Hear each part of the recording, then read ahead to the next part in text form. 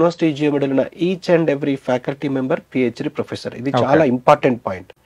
So మామూలుగా ఒక యూనివర్సిటీలో 1, 2, 3 పిహెచ్డి ప్రొఫెసర్స్ ఉంటేనే అది గొప్ప యూనివర్సిటీ, గొప్ప కాలేజ్ అని చెప్పుకుంటారు. కానీ యూనివర్సిటీ జియోమెడీలో పిహెచ్డి ప్రొఫెసర్ పిహెచ్డి క్వాలిఫై లేకపోతే అందులో రిక్రూటే జరగదు. అంటే 100% faculty member, teaching faculty members PhD professors 100%. అది దాంతో పాటు అంతే ఈ స్టాండర్డ్స్ మెయింటైన్ చేస్తున్నది కాబట్టి మనకు యూనివర్సిటీ జియోమెడీకి మాత్రమే, టోటల్ జార్జియాలో యూనివర్సిటీ జియోమెడీకి మాత్రమే అక్విన్ సర్టిఫికేట్ ఉంది. Accreditation of certification of quality assurance certificate, international certificate మనకు బెర్లిన్ జర్మనీ నుంచి ఇవ్వడం జరిగింది. సో ఈ క్వాలిటీ ఆఫ్ ఎడ్యుకేషన్ మీద వీళ్ళకి అక్విన్ సర్టిఫికేట్ ఉన్నది అంటే మనం సపరేట్గా ఈ క్వాలిటీ గురించి మనము సపరేట్గా అనాలిసిస్ చేసుకోవాల్సిన అవసరం లేదు. సో యూనివర్సిటీ జియోమెడీలో చదువుకున్న వాళ్ళు మనకి ఇండియాలో ప్రాక్టీస్ కానీ పీజీ కానీ చేస్తున్న వాళ్ళు ఉన్నారు, మళ్ళీ హాస్పిటల్ ఎస్టాబ్లిష్ చేసిన వాళ్ళు ఆల్ ఓవర్ ఇండియాలో.